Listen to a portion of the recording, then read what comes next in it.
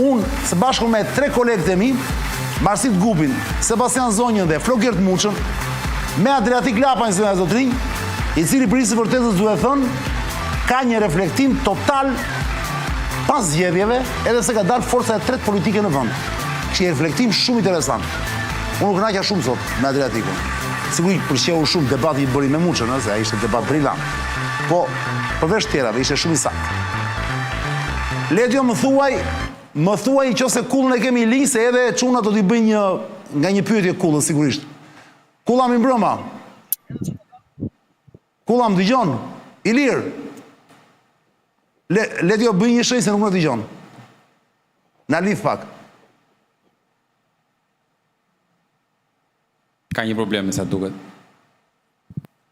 Të dhënat fundit që vinë tani nga... Po, ndërkohë që Ledio po futet me Kullën... Kemi takimin në Gjenev, që janë diplomatët e Bashkimit Evropian, cilët janë takuar me iranianët. Ledio, nxirre fabulën e ekran ndërkohë, pa muzikë. Bravo. Kemi takimin në Gjenev, ku janë takuar diplomatët Evropian me diplomatët iranian. Sot? Ditën e sot, po, dhe kemi një shans për diplomacin, pra duan që t'i qelin një rrugë diplomacis. Francezët, Gjermanët, Italianët dhe Britanikët duan që t'i qelin një rrugë diplomacis për ta ullur konfliktin sa më... Po kush ka ardhur ndërkohë nga Izraeli dhe nga Irani? Nga Irani. Nga Irani është? Me Irani kënë? Me Irani. Pra, me Iranin është një test, një provë erën... Kë ka dërguar Irani pra në Gjenev? Në Gjenev duket ka qenë ministri i jashtëm, duhet ta kontrollojmë këto momente, sepse pak më herët ishte një deklaratë e ministrit të jashtëm të Iranit, i cili tha duam të japim një shansë diplomacisë.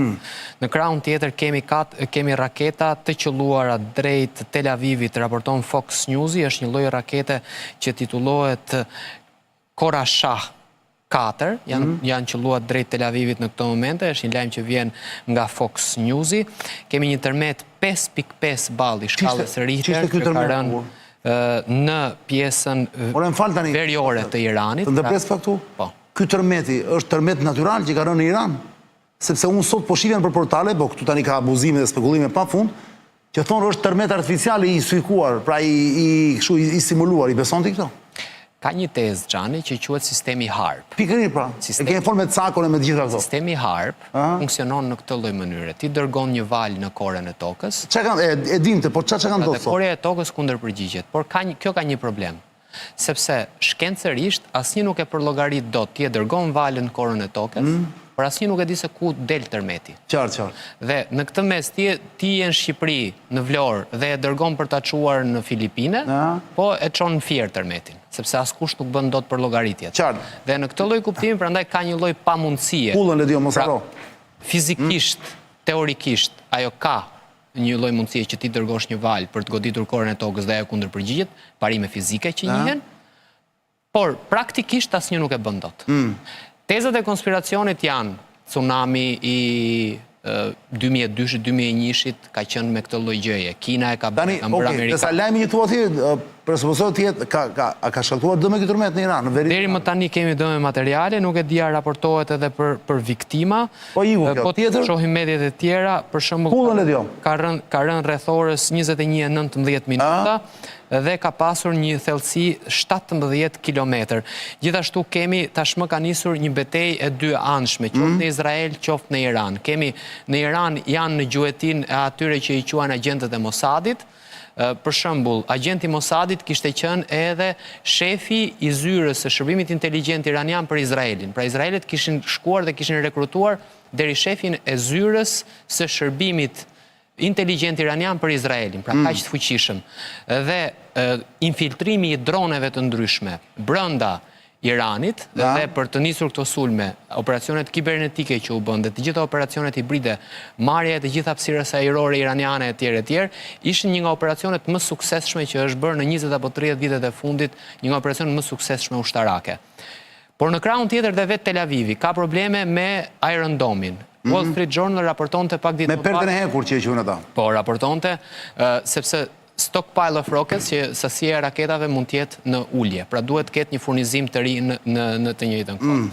Në krahun tjetër, kemi një tezë që hidhte një studiues britanik, i cili thoshte një gjë shumë interesante. Raketat iraniane që janë duke u hedhur janë të viteve 80-90, të cilat duan që të dëmtojnë sistemin antiraketor izraelit për të shkuar më pas drejt raketave të tjera, të cilat mund të jenë raketa me shpejtësi më të madhe, me teknologji më të lartë e tjerë. Pyetja më e madhe që mbetet sot Çani është çfarë do të bëjnë Shtetet e Bashkuara të Amerikës. Ajo pra mbetet lajm. Dhe Trumpi i ka lënë vetes 2 javë kohë. Sot Trumpi është njeriu më i kënaqur në botë, sepse të gjithë projektorët janë tek Donald Trump. Te bomba jo atomike GBU 57. Por ai duhet të hedhi 3 apo 4. Thellësia e Fordout, që është centrali bërthamor, thellësia është mbi 80 metër. Dhe nuk është thjesht një central bërthamor i vënd diku në tokë, që po e hedh në dhe... Është e vërtet që vazhdon, është 1000 kilometra, i brenda është 1000 kilometra poshtë, që vazhdon kështu i gjatë. Ai është në mal. Më thënë, nuk është se është thjesht në një vënd, pra ke vënd pak betonti, apo në dhe ke hedhur atë bombën. Duhet hidhen 4 apo 5 GBU. Këto i kanë vetëm Amerikanët. Deri më tani, nga të dhënat satelitore që kemi, nuk kemi lëvizje të B2-shve për të shkuar drejt për të shkuar atje. Problemi... Basta një sekund, tani të dëgjojmë Kulla. Sepse këtu Kulla na i merr ditën ka ekspertizë të lartë. Kulla më mbrëma, dëgjon? Më mbrëma, po ju dëgjoj. Kulla, kemi vetëm disa minuta në dispozicion, prandaj nuk duam shqetësojmë shumë, se e di që je jashtë shtetit dhe nuk e ardhë Shqipërisë, ndryshe do ishte në studio sot. Sonte, Kulla, të lutem, mund të na thuar çfarë po ndodh, cilat janë të reat e fundit nga lufta Iran-Izrael? Sebastiani, ndërkohë që ne po mundueshim të lidheshim me ty, Sebastiani filloi të na jepte disa lajme të reja. Ka një lajm të mirë dhe lajmet e tjera janë gjithë këqija. Lajmi i mirë është që është dhënë një shans diplomacisë në mënyrë që të mos shkohet në një luftë totale globale, ose më mirë si ta themi botërore. Dhe diplomacia dje ka qenë në Rom, ministri i jashtëm i Iranit, dhe sot ka qenë në Zvicër. Ky është lajmi i mirë. Lajmi i keq është që lufta po vazhdon. Sulmet edhe të Iranit edhe të Izraelit janë shtuar. Irani ka përdorur 2 ditët e fundit bomba termobarike, të cilat ju e keni parë, mund të shkrijë një pallat për pak sekonda. Janë bomba që janë përdorur një herë ose 2 herë dhe në luftën e Ukrainës. Dhe në të njëjtën kohë Izraeli ka vazhduar të shkatërrojë me forcë edhe sisteme industriale dhe ushtarake të Iranit. Dhe ashtu siç tha sot presidenti Erdogan, kam frikë se kjo gjë po shkon drejt pikës pa kthim.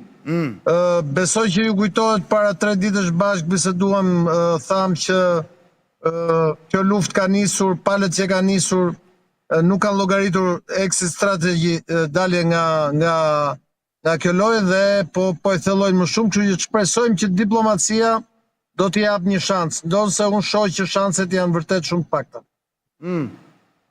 Kulla, të bëj një pyetje. Sebastian? 400 kg uranium, thoshin mediet ndryshme iraniane dhe izraelite, mund të ketë Irani. 400 kg uranium pasuruar. Një nga tezat e specialistëve të sigurisë është çfarë pengon Iranin të zhvillojë një bombë bërthamore në Korenë e Veriut. E dëgjove Kulla? E dëgjove Sebastianin? Po e dëgjoj Sebastianin. Çështja është që në këtë kohë që jemi, gjërat nuk shkojnë sipas dëshirës, gjërat shkojnë sipas fakteve, dhe faktet janë kokëforta. Dhe në të njëjtën kohë ka edhe një element tjetër në cilin e shohim që po shkojmë drejt një lufte, drejt zgjerimit të luftës, dhe është pjesa financiare e luftës. Kjo luftë, për shkak të teknologjisë, po kushton shumë të dyja palëve, dhe duket që edhe Izraeli nuk mund të mbajë dot koston e zgjerimit të kësaj lufte, e cila për Izraelin ka filluar 2 vjet më përpara që kur filloi Gaza, por edhe Irani nuk mund të mbajë dot pa aleatët e vet, konkretisht këtu Kinën dhe Rusin. Dhe mendoj që përveç diplomacisë këtu do shikohet, do shumë e rëndësishme do shikohet edhe vendimarrja politike. Jemi shumë afër përdorimit të armëve të tmerrshme që ka njerëzimi në dispozicion, po që deri tani, për fat mirë, që nga lufta e dytë botërore deri në sot janë quajtur armë ka qenë rezervat strategjike të shteteve. Shpresojmë që mos shkojmë në atë pikën pa kthim për cilën flet Erdogani. Kulla, ju e njini rajonin, pak javë më parë dhe e njini mirë dhe Turqinë. Do të deklaronte presidenti turk Recep Tayyip Erdogan dhe ministri i jashtëm Hakan Fidan, po e lam Izraelin të lirë të bëjë çfarë të dojë në rajon, radhën e kemi ne. Çfarë do të thotë kjo? Do të sulmohet Turqia pas disa kohësh?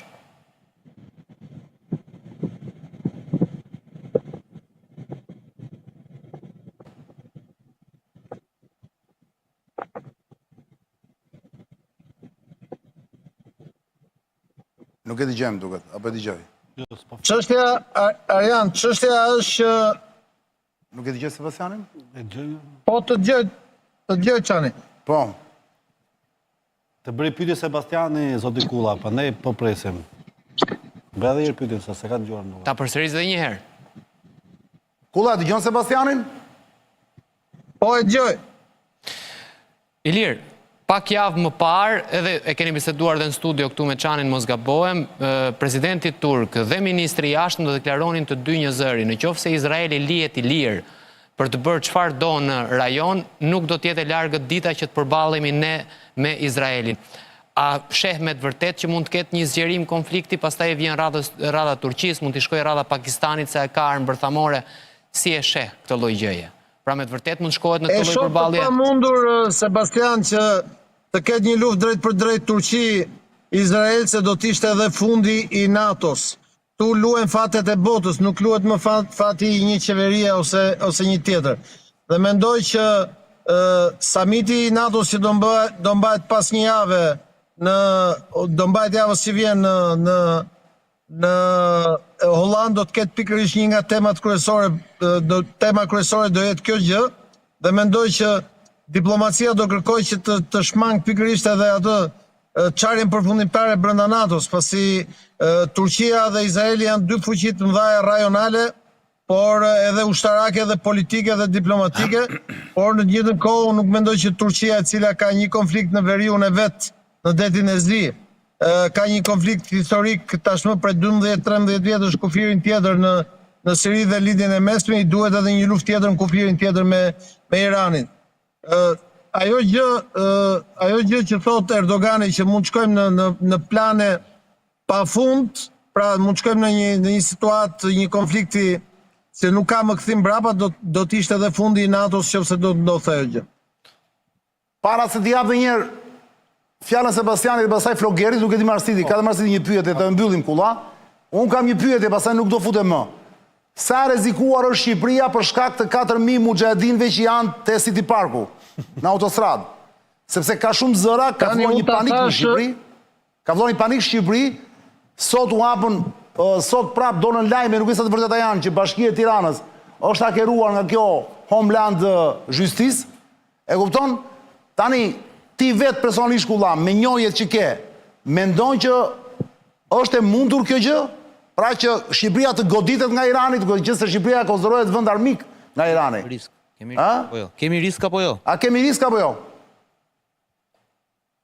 Çani, nëse do të ketë zgjerim të luftës, sigurisht që kampi i Mekut është një nga objektet që mund goditet nga qeveria e Iranit dhe është plotësisht e mundshme me raketat që Irani posedon dhe me kapacitetin teknologjik që Irani ka, e ka treguar edhe këto ditë me Izraelin që është e mundshme ta bëjë. Por kjo nuk do të ndodhë kurrë nëse nuk do ketë zgjerim të luftës. Nëse do ketë zgjerim të luftës dhe do shkojmë drejt një lufte të hapur perëndim i Irani dhe aleatët e vet, atëherë kjo është një gjë e mundshme. Edhe një gjë tjetër brenda të njëjtës pyetje Kulla. Në këto kushte atëherë, një qeveri, kushdo qoftë ajo, sot kryesohet nga Ramsi 4, mund të ishte dikush tjetër, nuk ka rëndësi. A duhet ju bëj thirrje për të qenë sigurt qytetarëve që banojnë në zonat rreth rrotull City Parkut, pra atje ku është Meku, a duhet bëj thirrje që të shohin mundësinë e largimit nga shtëpitë e tyre? Jo, unë nuk mendoj që ka nevojë për asnjë thirrje, as për panik, sepse gjithsesi kjo gjë nëse do të ndodhte, nëse konflikti do dilte jashtë kontrollit, nuk kemi akoma në atë pikë. Sigurisht që institucionet e sigurisë, shërbimi informativ, forcat armatosura, edhe institucionet e tjera që merren me sigurinë kibernetike e tjerë, edhe diplomacia kanë edhe kontaktet, lidhjet me qeverit tjera, me partnerë, me aleat, cilët janë edhe rajon, edhe afër dhe larg, të cilat e kanë qartë që nëse do ketë një zgjerim të luftës, kampi Meku do jetë një nga shumë objektivat që mund goditen, po kjo s'ka pse të ketë nevojë për panike dhe për asgjë. Jeta vazhdon në Izrael, vazhdon në Iran që janë përfshirë në luftë përditshme, kështu që nuk besoj që ka nevojë për panik tek ne. E vetmja gjë është që duhet jemi të ndërgjegjshëm që nëse do ketë një zgjerim të luftës, nuk ka asnjë vend që mund të jetë imun, qoftë larg, qoftë jo shumë larg, edhe qoftë afër Iranit ose Izraelit. Kulla, 3 pyetje e fundit. Flogert, Marsit, Sebastian. Flogert, shpejt e shpejt pyetje për Kullën, se do ta mbyllim. Kulla, përgjigje sa më të shkurtër. Ilir, të përshëndes. Ka një perceptim nga Ngrihet analizë. zërin se dëgjoj. Nuk dëgjoj. Ledio, të lutem, na ndihmo me audion. Më dëgjon tani? Po, tani të dëgjoj. Okej, perfekt. Atëherë ka një perceptim nga një pjesë analistësh dhe qasje jo e vogël nga një pjesë e atyre që mendojnë që kur Perëndimi thot ndalojeni luftën, në fakt është një mesazh që të ndalojë njëra palë, por pala tjetër le të vazhdojë sulmin. Dhe i referohen në këtë rast Izraelit, kur edhe pse bënin deklarata për paqe dhe thirrje për paqe, Izraelin e lejonin që të godiste në Gaza e kështu me radhë. Në këtë situatë që ka Izraeli me Iranin, a mendon ti se jemi sërish në të njëjtat kushte ku Izraelit po i lihet një lloj xhepi që ndalojni luftën, po ti Izrael mund të godasësh? Pra, ka një lloj favorizimi ndaj Izraelit nga fuqitë e mëdha nga Perëndimi, apo po qëndrojnë korrekt me dyja palët? Shiko, çështja është shumë e qartë. Perëndimi është me Izraelin dhe është kundër Iranit dhe nuk se ka nevojë për shumë interpretim. Çështja është që vazhdimi i luftës do të thotë për Izraelin, unë kam folur çdo ditë me 10 herë në ditë me miqtë e mi në Izrael, po edhe në rajon, dhe në Izrael praktikisht ka ndaluar çdo gjë, dhe nëse kjo luftë vazhdon, Perëndimi përveç se me armatime do duhet ta ndihmojë Izraelin edhe me ekonomi të fortë, sepse kjo është një luftë e cila po kushton shumë ekonomikisht.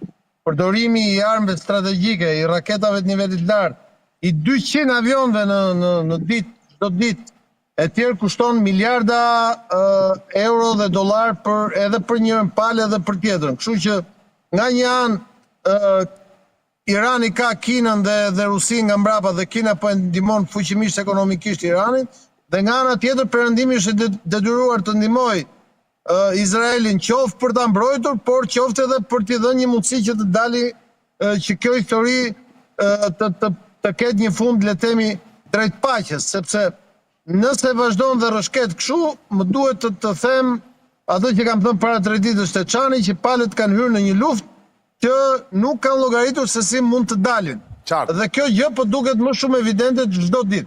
Kështu që çfarë do bëj Perëndimi? Ti thot Izraelit mos u mbro, është e pamundur që Izraeli mos mbrohet, sepse është një vend shumë i vogël dhe është parë qartë që ajo që presidenti Trump 2018 kërkonte nga Irani kur doli nga marrëveshja bërthamore, pas ka qenë drejt, sepse kushti ishte çështja e raketave balistike, dhe raketat balistike të Iranit po tregojnë që janë fuqishme dhe mund ta godasin Izraelin në çdo pjesë të vet. Dhe imagjino sikur ato të jenë me armë të shkatërimit mas, qofshin këto armë kimike, qofshin biologjike, qofshin bërthamore, synojnë shkatërimin e Izraelit, dhe kjo është në doktrinën zyrtare të një shteti që e ka në doktrinën politike shkatërimin e Izraelit. E njëjta gjë le në anën tjetër që edhe Irani në kushtet që është goditur për i pari nga Izraeli, tani ka shkuar dhe po nxjerr dhe po përdor nga ana vet armët rezervën strategjike që kishte, që janë armë shumë kërcënuese dhe shumë letale, kështu që o do ketë diplomaci ose do shkojmë një zgjerim të luftës, dhe se si zgjerohemi e dim, se kur përfundon pastaj nuk e dim. Kulla, faleminderit. Një sqarim të vogël, sepse unë në fakt kujtoja se është akoma te City Parku Meku, në fakt po Meku më thon, nuk është në Manz, pra është diku rreth 15 kilometra larg City Parku, kështu që kërkoj ndjes për adresën e gabuar që kam thënë, nuk e dija. Mendova se ishte afër City Parkut. Nëse Irani e di gjithsesi. Ata e din, po çon si ka, po. Tani Kulla, të lutem, më jep fjalën të përgjigjesh sa më shkurt, se s'kem vërtet kohë. Marsidi ka një pyetje dhe në fund e mbyll dhe Sebastiani me pyetjen e fundit, po përgjigjja jote Kullas duhet të jetë më shumë se sa 60 sekonda. I jepi Marsidi. Trumpi ka thënë që do japi dhe 2 javë kohë dhe pastaj mund të sulmojë ose mund të përfshihet në bombardime, zoti Kulla. Ndërkohë që dihet që ka çuar avionët. Ngrije zërin. Sa bukur. Trump ka deklaruar që do jap dhe 2 javë kohë Iranit. Ndërkohë që gjatë asaj periudhe flitet që ka çuar avionët B-2 me raketat Poseidon. A kemi risk që të përfshihet Rusia dhe Kina për të pajisur Iranin nëse ndodh përfshirja e Amerikës dhe Trumpit në bombardime? Pra të kemi një eskalim të situatës. Ato dy shtete janë përfshira të dy, nuk e se mund mos e përfshish. Problemi është a do shkojmë në përdorimin e armëve të cilat deri tani kanë përbërë rezervën strategjike siç është Poseidoni. Ndërkohë Amerika i ka dhënë që para 2 vitesh 2 sisteme mbrojtëse TAT, Izraelit, të cilat deri tani kanë funksionuar pjesërisht, por është parë që është qarë dhe është thyer çdo ditë sistemi mbrojtës i Izraelit, kështu që do ketë nevojë për sisteme tjera të mbrojtëse. Tani, a do kalojmë nga sistemet mbrojtëse në përfshirjen drejt për drejt të ushtrisë amerikane dhe shtetit amerikan në luftë drejt për drejt me Iranin? Kjo është një gjë që mbetet për tu parë. Dhe kjo është ajo që unë quaj zgjerimi i luftës. Zgjerimi i luftës do të thotë që po shkojmë drejt një lufte globale totale. Shpresojmë që kjo mos ndodhë dhe të triumfojë diplomacia. Okej, Sebastiane, fundit fare dhe mbyllim emisionin. Kulla, Kemë dhe probleme YouTube ndërkohë jo. Futa në YouTube tani të zonë e rirë. Nuk e di se çka ka, por nuk jemi në YouTube në këtë momente. Kulla, në këtë rast kemi, në këtë që po ndodh, kemi cënimin e 2 parimeve të rëndësishme të së drejtës ndërkombëtare. Në një krah ajo që thotë Rusia dhe Kina është cënuar një vend, është bombarduar një vend sovran, në krahun tjetër ajo që me drejt thotë Perëndimi, një vend sovran po merrte armë bërthamore jashtë çdo lloj traktati. Ka një tezë Kenneth Waltz që e ka botuar tek Foreign Policy përpara disa vjetësh. Thotë, përkundër si mendoni të gjithë, një Iran me armë bërthamore do të detyrojë Amerikën të bëhet aleat i arabëve, që Turqia ose Arabia Saudite të marrë armë bërthamore dhe kështu paqtohet i gjithë rajoni. Izraeli ka armë bërthamore, Irani armë bërthamore, aleati Rusisë dhe Kinës, dhe në krahun tjetër edhe 2 aleatët e tjerë amerikanë, Arabia Saudite dhe Turqia, marrin të gjithë nga një armë bërthamore. Një tezë që dhe vetë Trumpi e hidhte në mandatin e parë. Mendon se kjo që thot Kenneth Waltz mund ta paqtojë rajonin?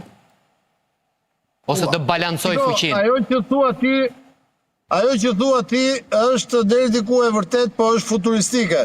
Jo vetëm Arabia Saudite dhe Turqia do kërkojnë të pajisje me armë bërthamore, po edhe shumë vende tjera në kushtet që ato e shikojnë që arma bërthamore është një mënyrë për të mbrojtur, sepse mund të ndodhë që ligji ndërkombëtar e thyen dikush dhe të sulmon drejt për drejt.